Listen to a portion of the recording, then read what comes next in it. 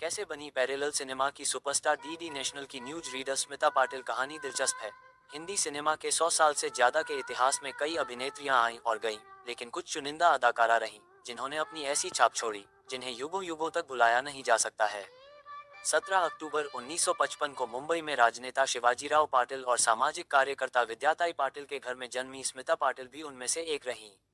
31 साल की जिंदगी और 11 साल का फिल्मी करियर, फिर भी हिंदी सिनेमा में अमिट छाप। ये कहानी है पैरेलल सिनेमा का चेहरा स्मिता पाटिल की। 13 दिसंबर 1986 को इस दुनिया को अलविदा कह देने वाली स्मिता आज भले ही इस दुनिया में न हो, लेकिन उन्होंने फिल्म जगत में काम किए हैं उसका जिक्र हमेशा किया जाएगा। सांवली सी स्मिता फिल्मों में कैसे आई, यहाँ जानिए। पैरेलल सिनेमा की जान थी स्मिता पाटिल। सांवला रंग, आंखों में चमक और चेहरे पर एक आकर्षक आत्मविश्वास से परिपूर्ण स्मिता पाटिल हिंदी सिनेमा का वो जगमगाता सितारा थी जिन्होंने महज 11 साल के करियर में अपने टैलेंट से हर किसी को हैरान कर दिया था। वह पैरेलल सिनेमा का चेहरा थी जिन्होंने मंथन, मंडी, बाजार, अर्थ सत्य, निशांत और भूमिका जैसी फिल्मों में अपनी फाइन एक्टिंग से खुद को बेहतरीन अदाकारा की लिस्ट में शुमार कर लिया था। स्मिता पाटिल को बचपन से ही अभिनय का शौक था। बचपन में स्कूल में ड्रामा करती थी और बड़ी होकर थिएटर आर्टिस्ट बन गई।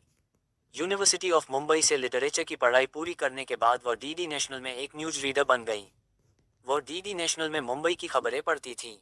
कहा जाता है कि अभिनेत्री को साड़ी पहनना बिल्कुल भी नहीं पसंद था और उस दौर में डीडी नेशनल में न्यूज रीडर को साड़ी पहनना कंपलसरी था।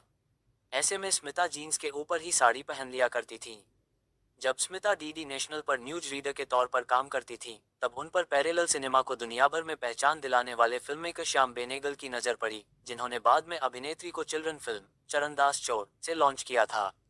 स्मिता को पहचान फिल्म मंथन से मिली थी, जिसने उन्हें घर घर में मशहूर बना दिया। स्मिता पाटिल के सांवले रंग और खूबसूरत बनावट से श्याम बेनेगल इम्प्रेस हुए थे। एक इंटरव्यू में डायरेक्टर ने कहा था, किसी ने नहीं सोचा होगा कि स्मिता पाटिल हीरोइन बनेंगी, क्योंकि भारत में डार्क स्किन के प्रति लोग बाइस्ड हैं। ये बेतुका है, लेकिन सच यही है। मैंने टीवी और खोपकर की फिल्म तीव्र मध्यम में जो देखा, उससे मुझे शुरू से ही ऐसा लगा था। मैं कह सकता हूँ कि पर्दे पर इसकी शानदार फोटोग्राफ होगी। पैरेलल सिनेमा में स्मिता पाटिल ने की ये फिल्में मंथन, भूमिका, आक्रोश, अर्थ, अर्ध्य सत्य, बाजार। स्मिता पाटिल ने कई महिला केंद्रित फिल्मों में काम कर अपनी पहचान बनाई और पैरेलल सिनेमा की सुपरस्टार बन गई। पैरेलल सिनेमा के अलावा स्मिता ने कमर्शियल फिल्मों में भी सफलता का झंडा लहराया। स्मिता पैरेलल सिनेमा का चेहरा थी और उन्होंने इन फिल्मों के लिए कई कमर्शियल मूवीज को अंगूठा दिया था। बाद में 80 के दशक में स्मिता ने कई कमर्शियल फिल्में भी की। अमिताभ बच्चन के साथ नमक हलाल उनकी हिट फिल्मों में शुमार थी। 21 की उम्र में स्मिता पाटिल ने जीता था नेशनल अवार्ड। स्मिता पाटिल एक ऐसी अभिनेत्री थी जिन्हें अपनी फिल्मों में कास्ट करने के लिए लोग तरसते थे। अपने जमाने के मशहूर अभिनेता देव आनंद ने स्मिता को हरे रामा हरे कृष्णा मूवी में एक रोल भी ऑफर किया, लेकिन अभिनेत्री ने मना कर दिया था। स्मिता मनोज कुमार की फिल्म रोटी कपड़ा और मकान भी ठुकरा चुकी थी। श्याम बेनेगल तो स्मिता की तारीफ करते नहीं थकते थे। वो उन्हें गिरगिट बुलाते थे, जो हर किरदार में बड़ी आसानी से ढल जाती थी। अपनी इसी उम्दा अदाकारी के चलते स्मिता पाटिल 2 नेशनल अवार्ड अपने नाम कर चुकी हैं। मात्र 21 साल की उम्र में स्मिता ने फिल्म भूमिका के लिए पहला नेशनल अवार्ड जीता था। कहा जाता है कि इस अवार्ड प्राइज मनी को अभिनेत्री ने दान कर दिया था।